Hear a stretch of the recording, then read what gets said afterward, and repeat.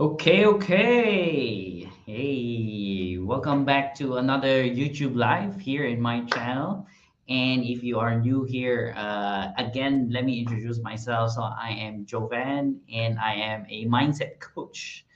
And I specifically focus on helping people who want to start their business. Those we call them the wannabepreneurs, and I help them develop a very strong entrepreneurial mindset so that they can succeed in achieving the business that they have been dreaming of. All right, so it's another Wednesday, and I just noticed that a lot of countries have opened up, and especially here in Singapore. Um, a lot of people have started to travel, and that became kind of like the top of their priority. So yeah, quite interesting how things are starting to go back to normal, but people are really trying to what do you call this, get back what they feel that they lost, which is the freedom to travel, which is great. I think it's great for the our mental wellness. It's great for the economy as well. When people start to travel, then people consume products, and it restarts the economy, and it's all good. It's all good, yeah. And but again, it has of course affected a lot of things in terms of like attention span for example, and yeah, online stuff has taken a hit, but again, it's all good. Things will start to stabilize eventually. All right, good. So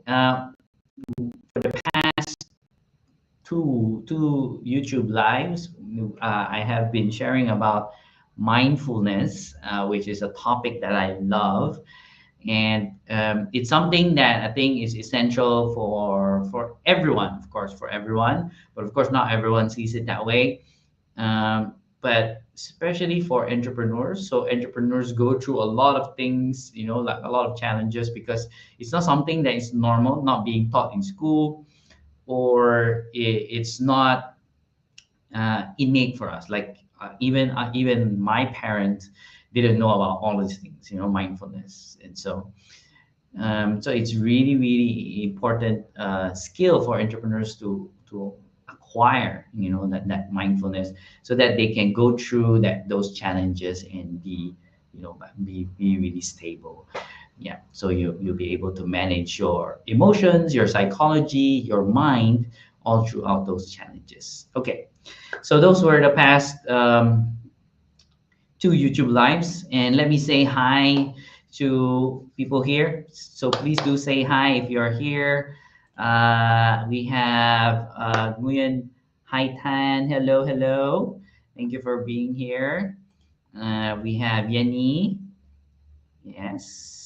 And then we have Uyen Do Do.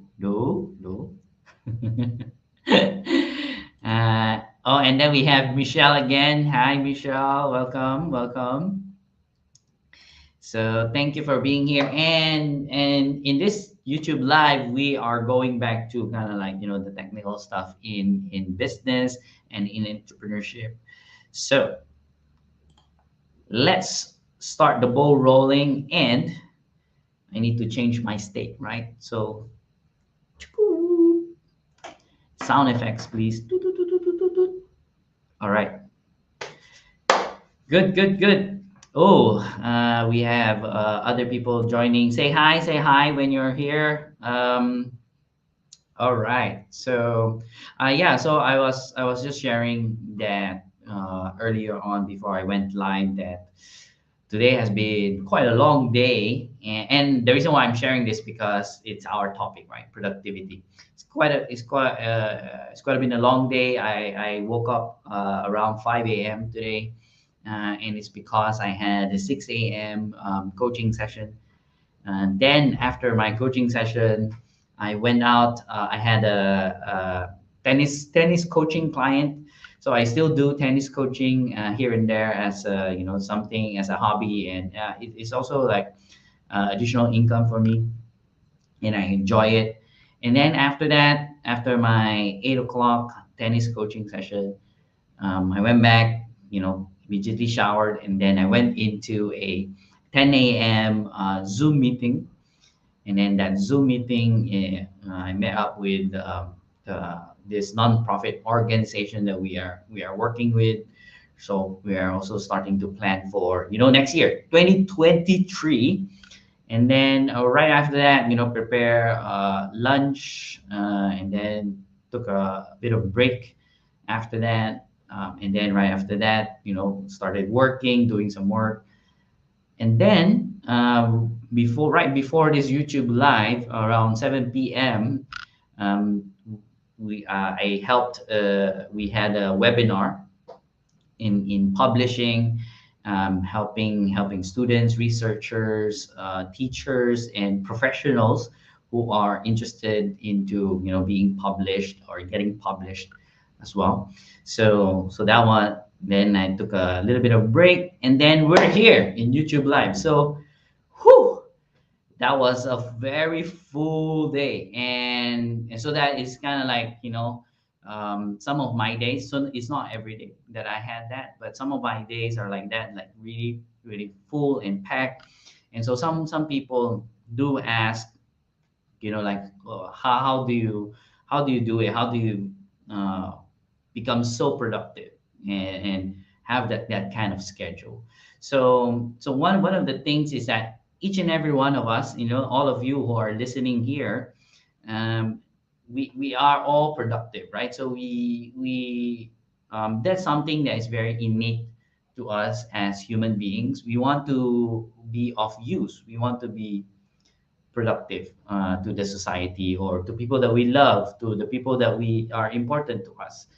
And it's quite normal. But then there is, that desire that, how can I be more productive? How can I increase this productivity? And in fact, I asked the same question like many years ago when I was running 4 businesses. And I noticed that, like some of the moments of in my day was like, like I'm sleeping and I'm tired, and to me that is kind of like a waste. So I needed to be really really more productive, right? So to answer all these questions, I will definitely list down some of the things that I know, which are the ones that is causing for someone to have less productivity. And so if we can eliminate that, then that will definitely increase your productivity. And then after that, I will share some of the things that I did that really helped me increase my productivity. All right, good. So yeah, so the first one, and I think this is the biggest thing, and you know, living in the, and I know some of you are very young here, and I'm also young, but I know you are younger. So,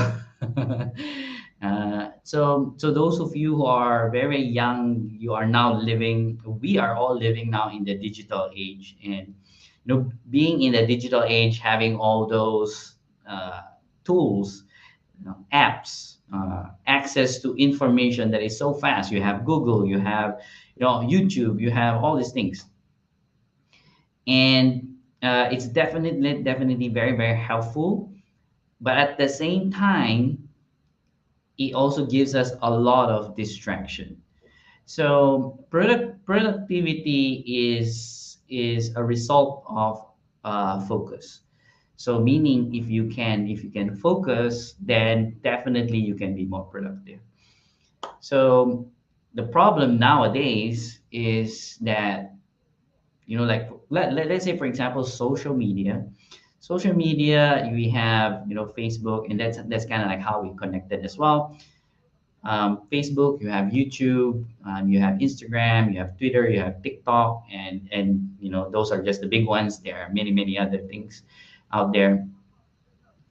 The people behind all of these businesses, their job is to really get you hooked and look at the phones. And I know this as well, and sometimes I would feel that, I also consume a lot of content from social media that it's not actually helpful anymore, and so I would cut down on it.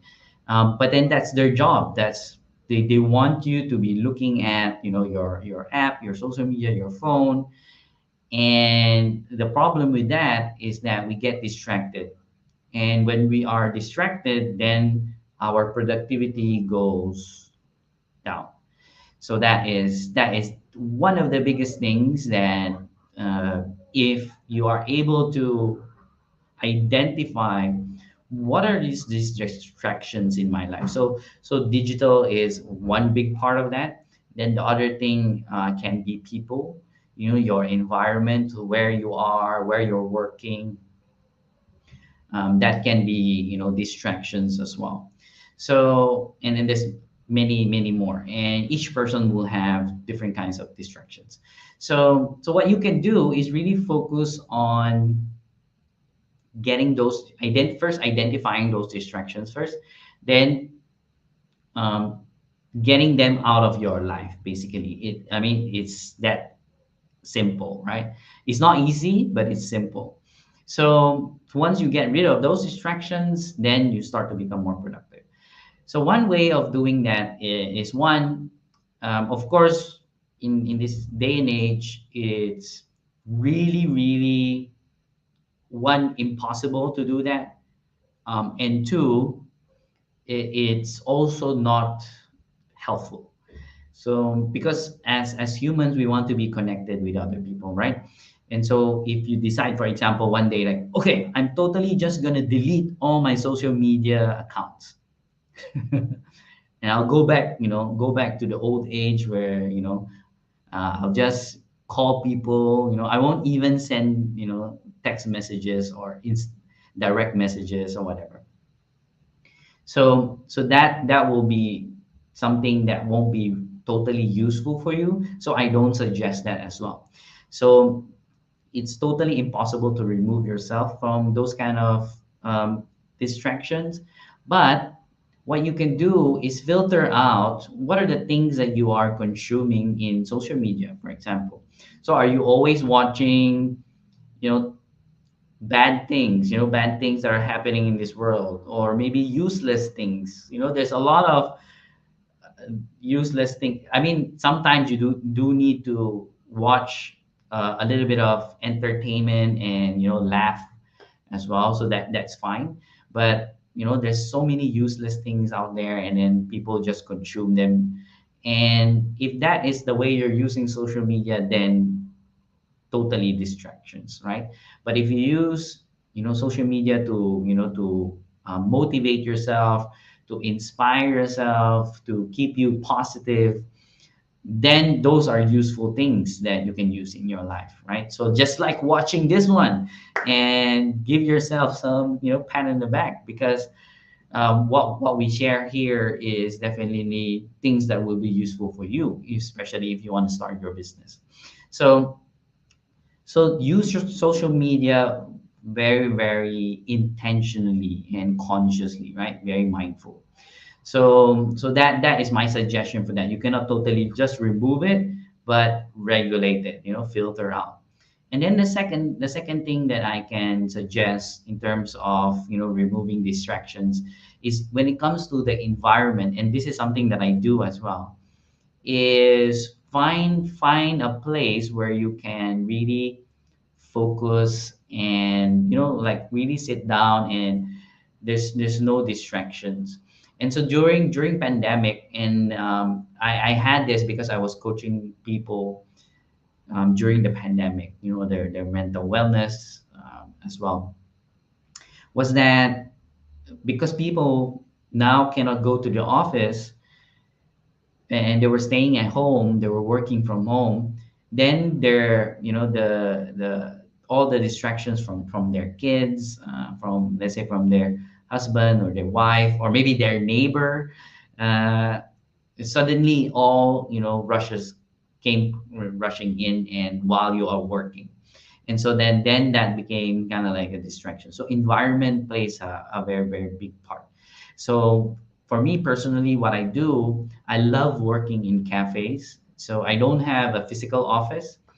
I used to rent an office, but then I stopped because of the pandemic. Wasn't really sure where it's going, and I started working on in cafes, and I love working in cafes because the environment is just very conducive, and I can still hear people like I'm inside an office, but then no one is bothering me. Yeah, no one no one is really going to me and say, oh, if for example I have a kid, then hey, daddy Jovan, daddy Jovan, da, da, da, da. And so I don't get those kind of distractions, right? So I'm not saying that those are bad, but when you want to focus and really concentrate on your work, then you can set up your environment so that you can be successful, right? So those are the two suggestions that I can make to remove distractions. And of course, I have more tips on productivity, because this is something I really love as well, this topic, and studied it as well. So one of the things that I did many years ago, I think 5 years ago, if I remember correctly, was my energy. And so I noticed that during afternoons, I would feel tired and sleepy. And so to me, I thought, okay, this is not acceptable, because I feel like I was wasting time. And it was during the time that I had four businesses. So I was thinking, how can I sustain my energy throughout the day? Like I have very good energy throughout the day. And so what I stumbled upon is this book from Novak Djokovic. So Novak Djokovic is one of like great tennis players in our age, in our time. And in his book, he talked about gluten, and how gluten, okay, basically gluten is a substance that you can find in a lot of the bread, the flour, and all this. So gluten was the one that was causing him to kind of like die down, because in tennis you play long hours, like 2 hours, 3 hours, and he would always lose against Federer, against Nadal, because his energy would go down at the later part of the match. And so a doctor, a scientist, actually analyzed him and found out that the gluten was the one that is affecting him. And so I did an experiment myself. So I cut down on my gluten. I removed bread, of anything that has flour, and and definitely, I my life was transformed basically, and my energy was so good. It was very high. My the way I was thinking was very, very clear. And in fact, I did this gluten-free diet for about 1.5 year. And yeah, so I after that I was like recommending gluten-free diet to a lot of my friends, a lot of people that I know. Even when I visit Money and You, I would speak to people in Money and You and tell them about this wonderful thing that has happened to me. And and so this was my longest experiment that I did, which was almost 2 years.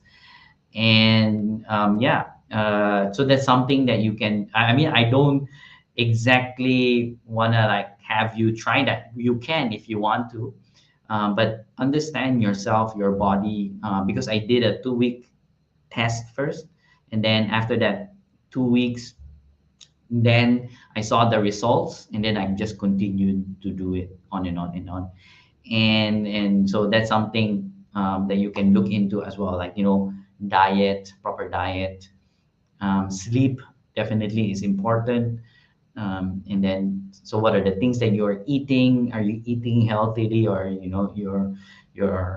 have bad habits of eating? Maybe eating junk food, or maybe drinking a lot of alcohol. Of course, that will definitely affect your energy as well.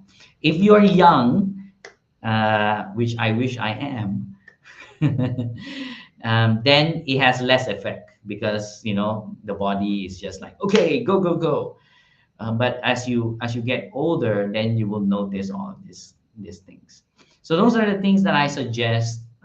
Remove those distractions, especially like digital distractions, and then take care of your environment, where you can have a very good environment where you're not disturbed, and it's conducive for you to focus.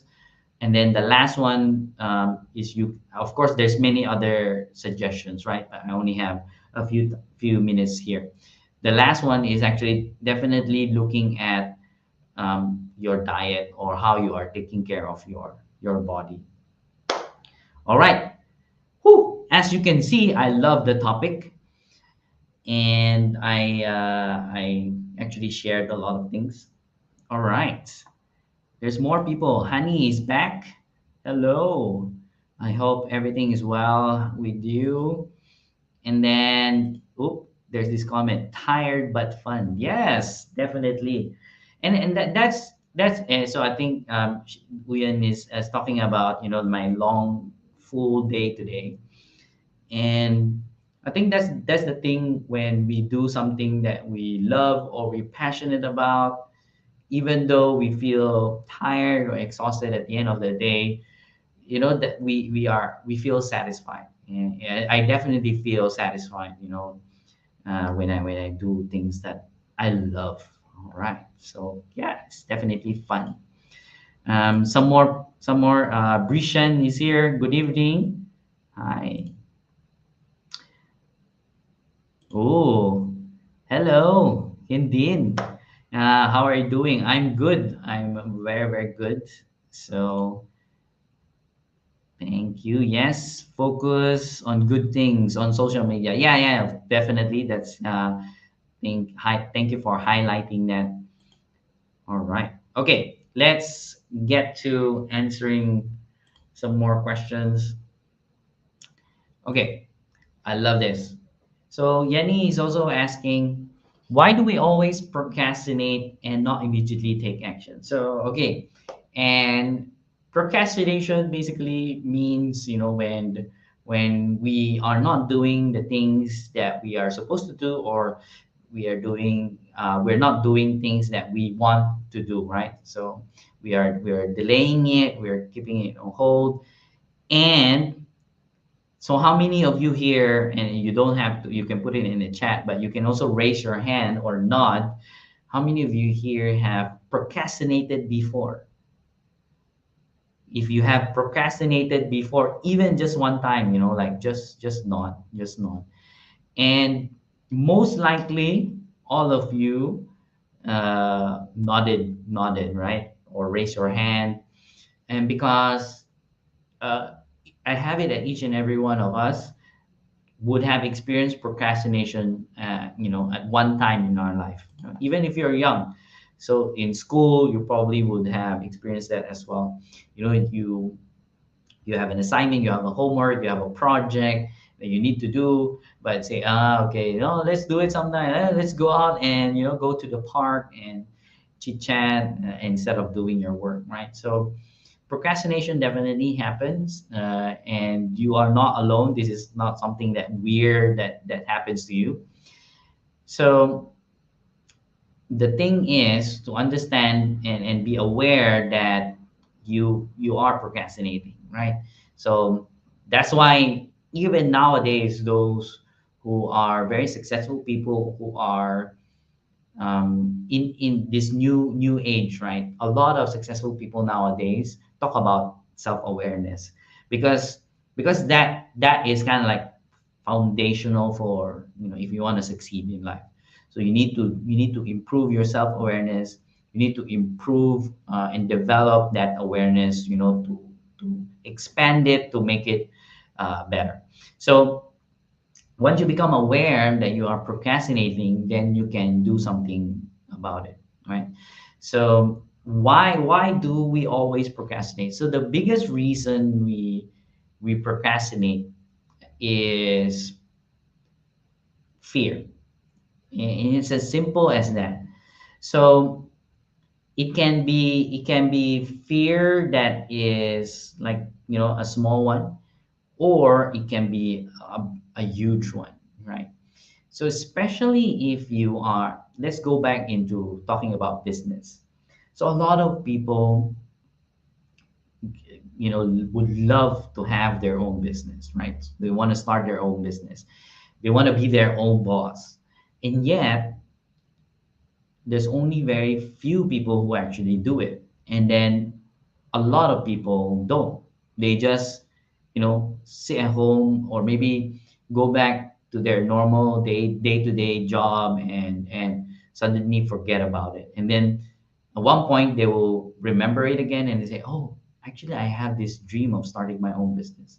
But then they don't do anything about it again. So that's also procrastination.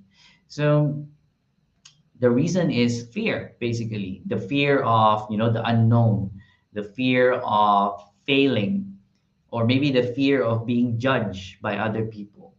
And so let's say maybe it's also like those small things in your life, like, we've been talking about, okay, um I want to paint, the wall on my house, but you've been like delaying it.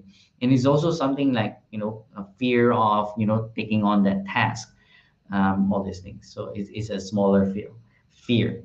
So fear is definitely one of the biggest things that causes us to procrastinate. And the beautiful thing about it is that fear is a normal thing as well. So the fear's job. So if fear is a character, right? If fear is a character, it's a cute character that's always shaking, and its job is to just keep you safe, right? It has a role, it has a job. Its job is to keep you safe, right? So, oh, Jovan, don't do that. You will get hurt. Either you get hurt physically, or you get hurt emotionally, or you get hurt mentally. The fear's job is to just take care of you, like, oh, don't do those things, so you don't get hurt. And so it's quite normal. And the thing is, this fear has been a programming that we had since, like, during the, what to say, during the times of the cavemen, and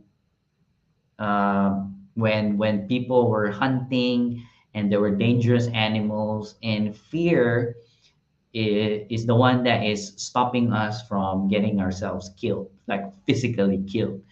So, but nowadays, what happens is that because we had this programming, it fear is still automatically, protecting us.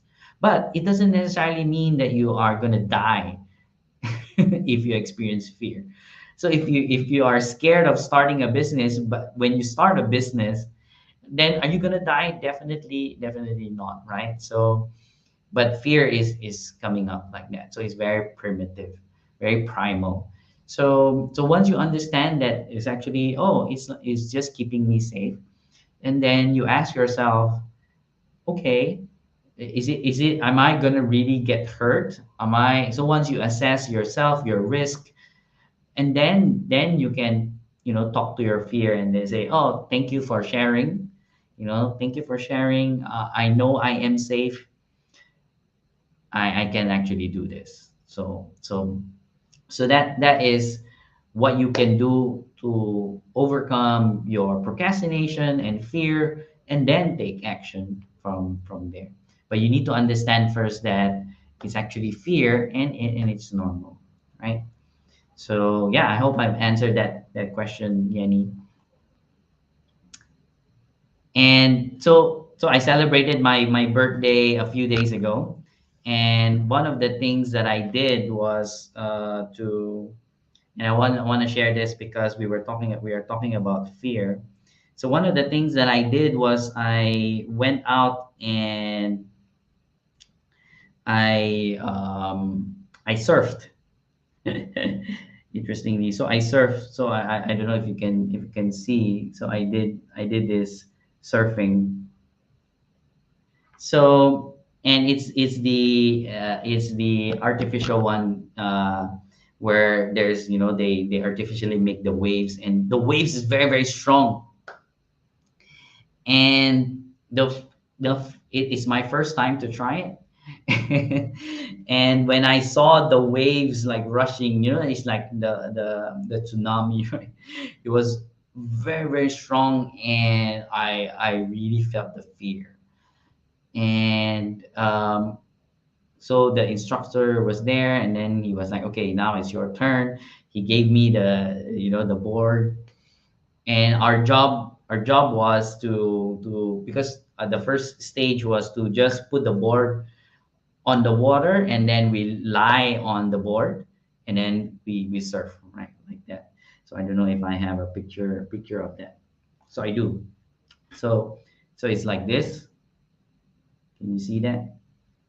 So it's like that.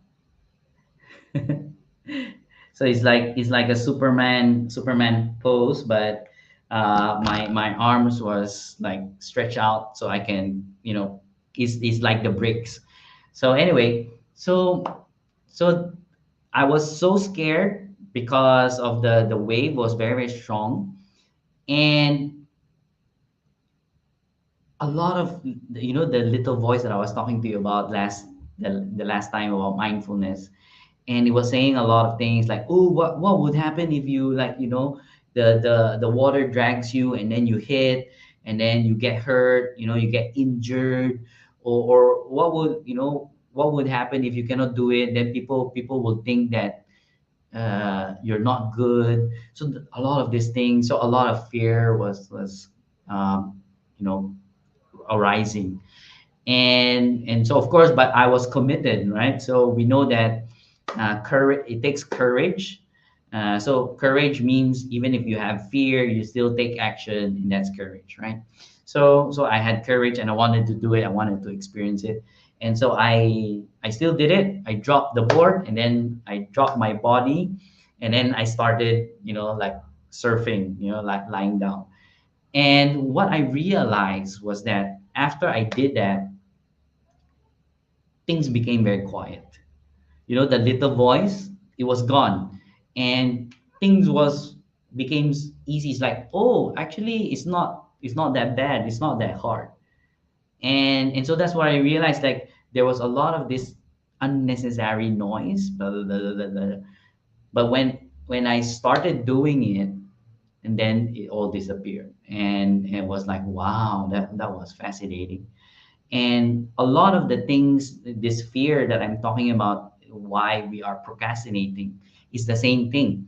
It's like, blah, blah, blah, there's a lot of noise in our head. It's like, oh, you cannot start your business because you're not good enough. Oh, you don't have enough money. Blah, blah. Oh, you're not handsome enough. You're not pretty enough.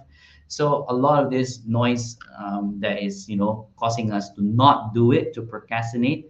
But then when we actually start doing it, then suddenly it disappears, right? So that's something that is a real thing that happened to me, that I realized as well. So yeah, so it's just about being aware of all these things, and still having the courage to actually take action, and doing it. Good. I hope I've answered that. I know that is that was very long, but I managed to share my own experience as well. Yeah. Thank you so much for your greetings.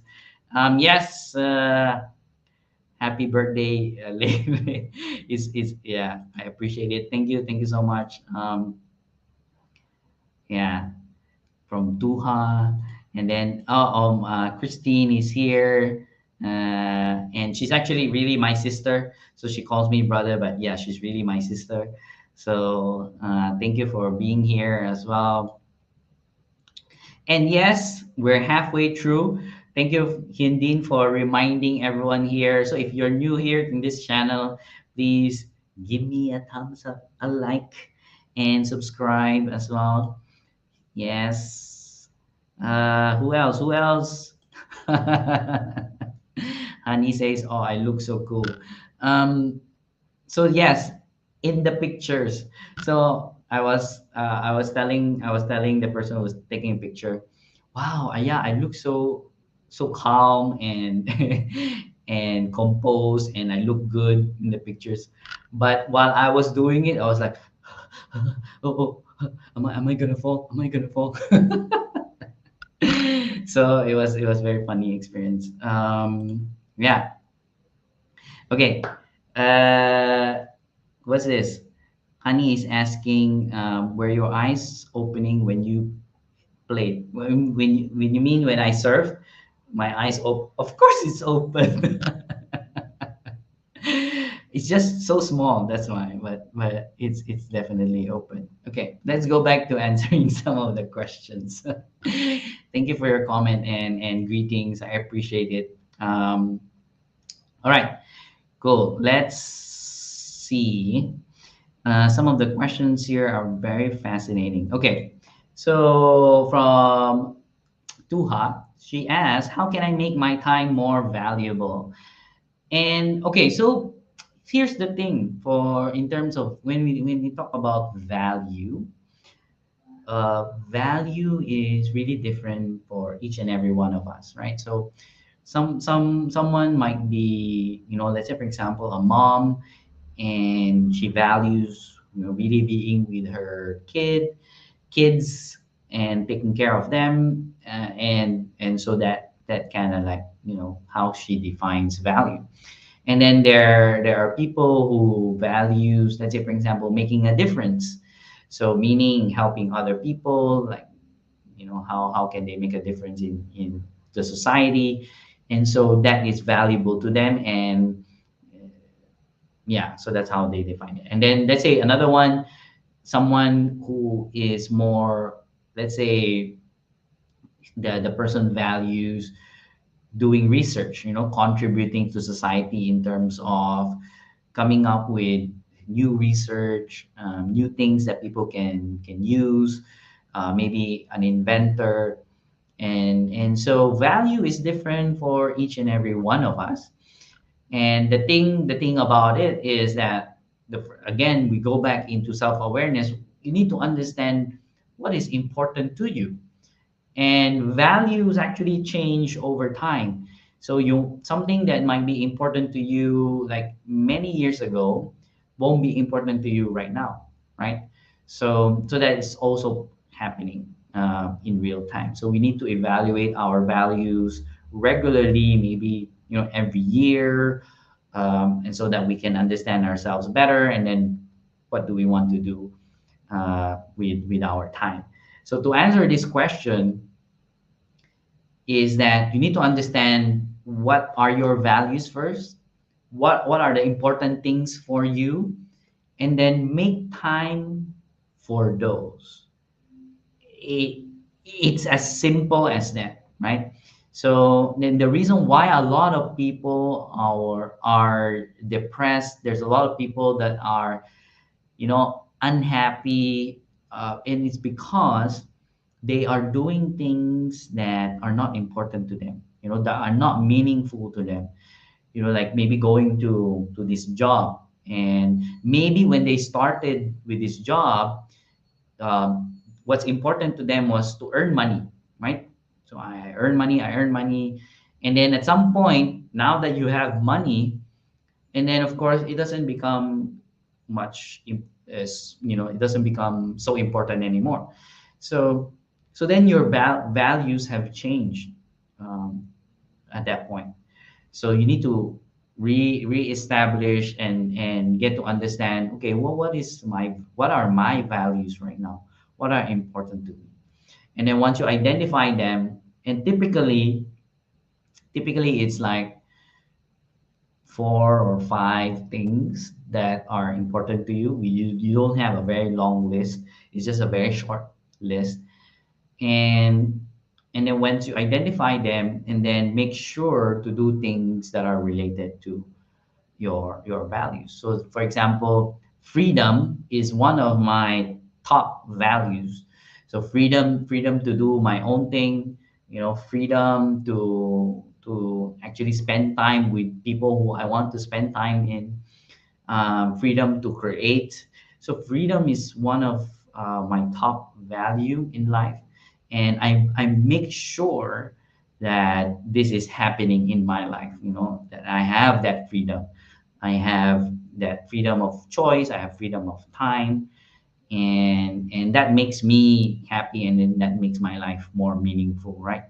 So that's how you can make your time more valuable by using your time towards the things that are important to you. Good. Good. All right. Good. Okay, there are more questions tonight. Wow. Okay, let me quickly answer some of those questions. Okay, Honey asked, where do you do the research for ideas and methods? Okay, so very interesting. At the start, right, when we are trying, and I'm using trying very intentionally here, when we are trying to go out of our reality, right, reality box, like things that we are not used to, basically. And when we do that, it's slightly harder.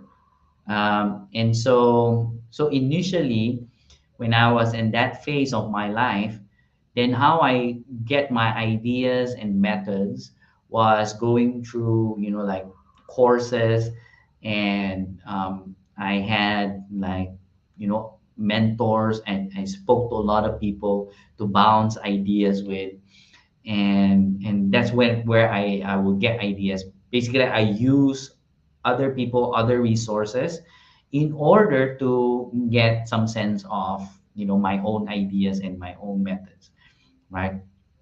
But then as I get better at it, interesting, and I do still have those support. I still have mentors, I still have coaches, I still have very very good people around me, where I can bounce ideas off. But what I realized, the more what's more happening, right? What's happening more is that I get a lot of ideas from simple things. So for example, I also watch shows in Netflix, for example, and some of those shows would give me an idea, or maybe I'm just walking, and looking at things, and just by observing, looking at people, looking at things, then I will get ideas. And so, because now my mind has been kind of like trained into thinking about ideas, creating, and that's how now I do it. So have all those structures first. Learning from someone that is very experienced is definitely good. That's a mentor, or maybe a coach. A coach can help you think outside of the box. That's what a coach can do and help. And then go through courses, because courses are also kind of like trainings that you haven't been before, and you learn something new. Read books, watch very meaningful shows, movies, and all this, and then you can get some ideas from that as well. So nowadays, in fact, ideas come to me like so easily, like left, right, center, and it's about, now for me, now it's about filtering which ideas are good and which ideas I need to take and focus on, because there's a lot there. There's a lot of ideas and opportunities. Yeah. So okay. All right. Good, good, good. So, I love this question from Grishan. So, do we need to try everything in order to find our passion? And what is the fastest way to do that? And okay, being someone who is uh, so for me, my style is to really try out things, and then I learn faster. And so that's kind of like what I did. So I tried, different businesses. I tried, working with different people, and that's how I learn, and I get better at it. Of course, that process can be one, a bit painful, because you will experience failure along that journey, just like what I experienced.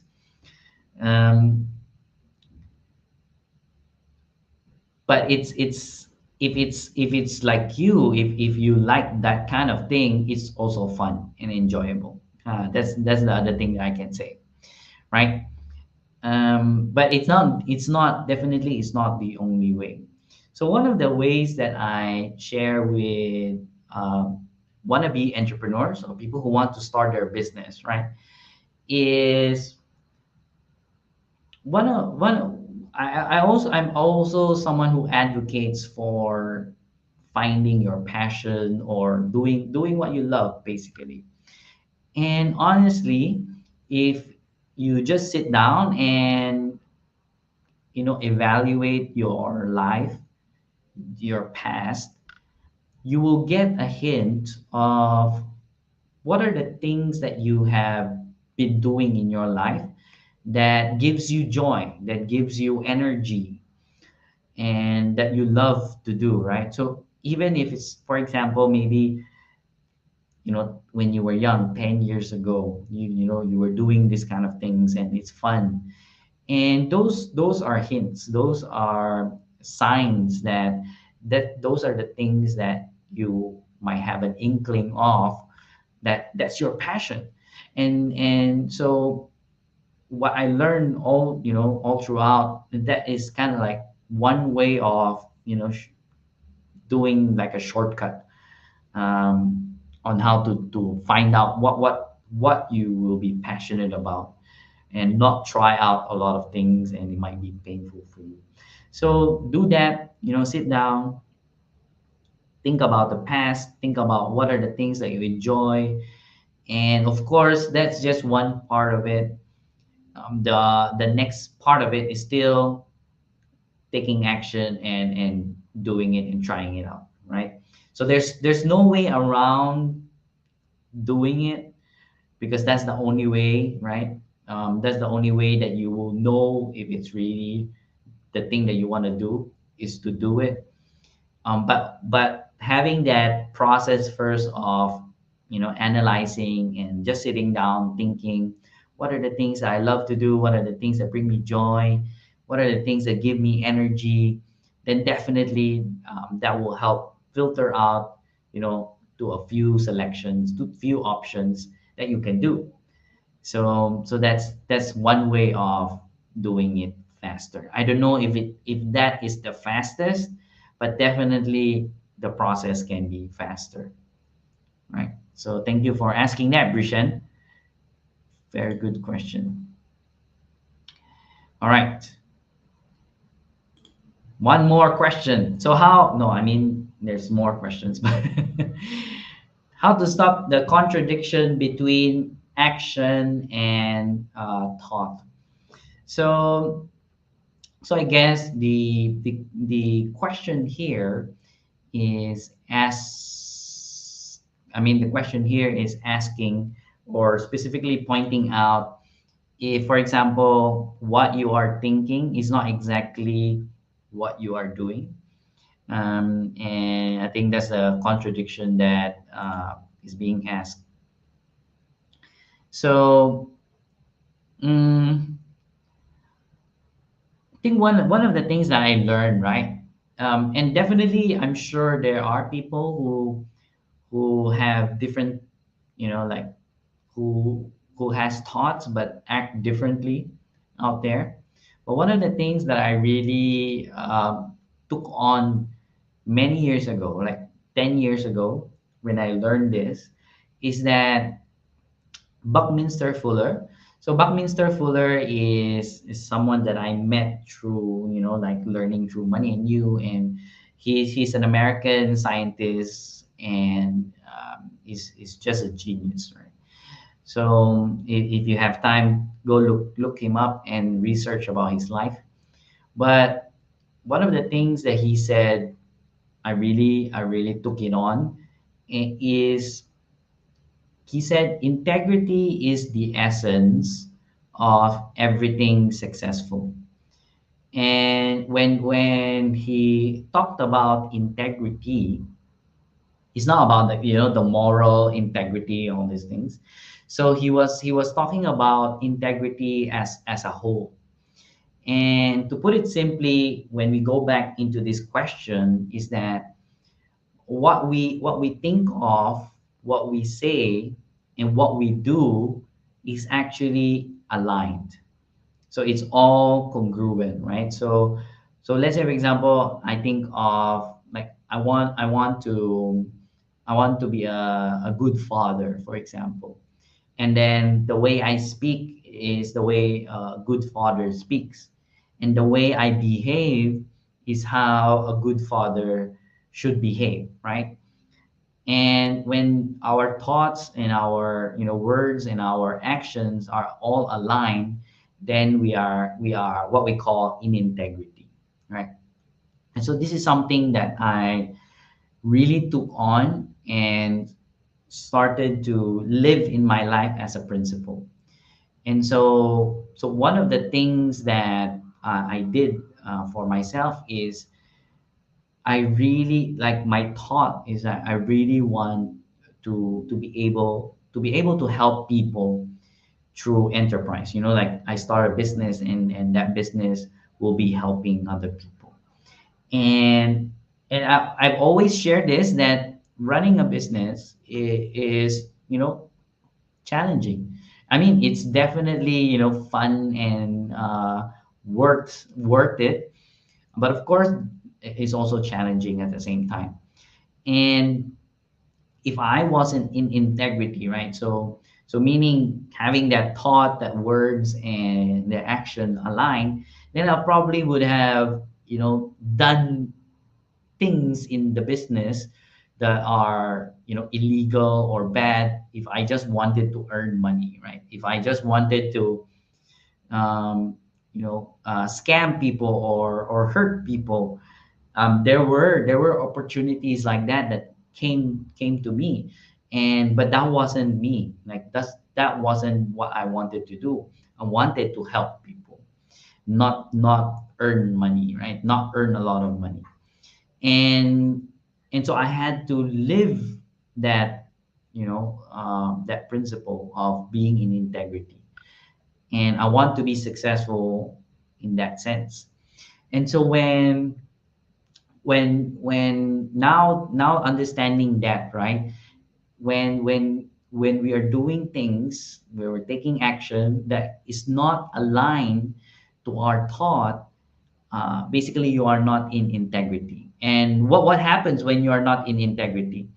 And so you can be doing that, could be doing that, but then inside, unconsciously, your mind is getting affected, you know.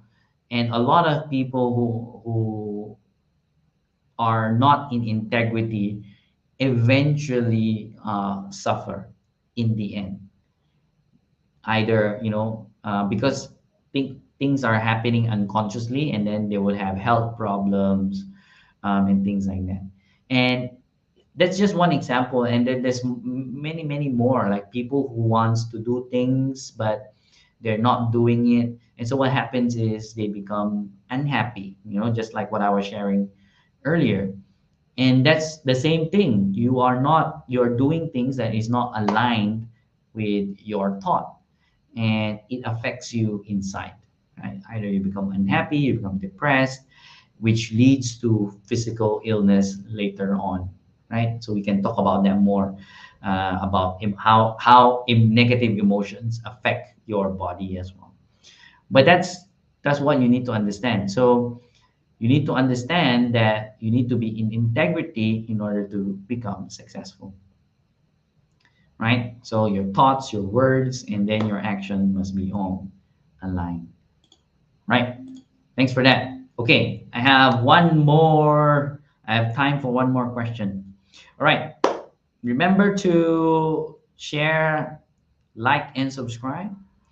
Please do help me and the channel. Thank you very much for always being here and very supportive. And for the final question, wow, this question is really deep. What's the secret to happiness? But okay, we'll answer that next time if we have a lot more time.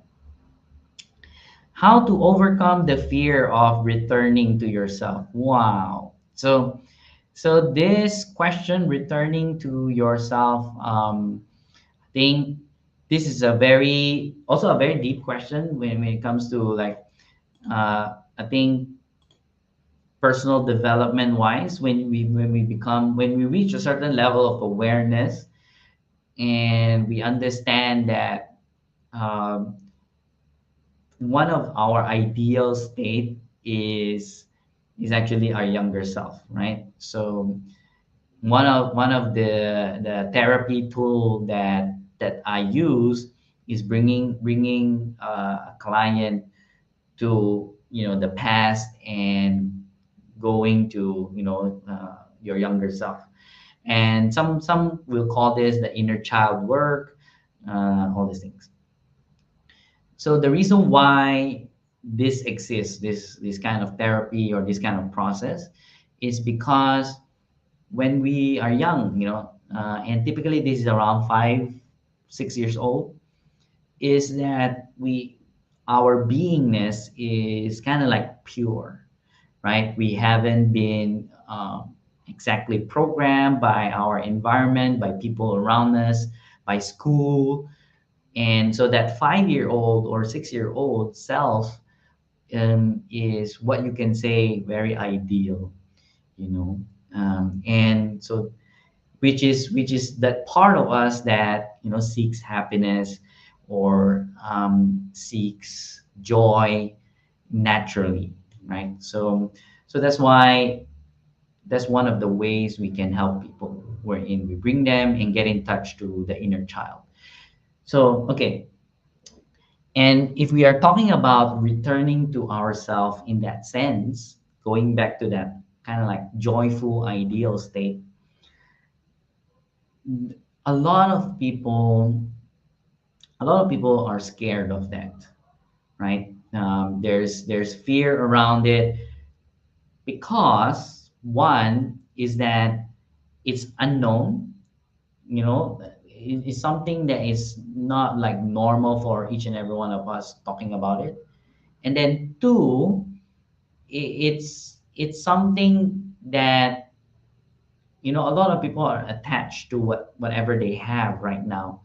And if you tell them, okay, I'm going to bring you to somewhere else, then most likely they have this attachment to, oh, no, no, no, no, no, I just want to keep things the same as they are right now. And and so of course that causes fear. But what's interesting is that when people start to notice the possibilities, and when people start to look at what are the benefits that they're going to get from this, and what are the things that they're missing out when you actually return back to yourself, that ideal self, that joyful self, how wonderful it is, the feeling, that state. That's when they start to overcome the fear, right? And so there's this thing about, what are there's two wolves in our mind, right? So so one of the wolf is fear, and one of the wolves is joy. And the question now is, which wolf are you feeding, right? Who are you feeding, the fear or the joy? And so it's about focus. So when we can shift our focus to the possibilities, the joy, the benefits, And then that's how we slowly overcome, fear as well. So, and it's not just about this, but it's also applicable in other things, right?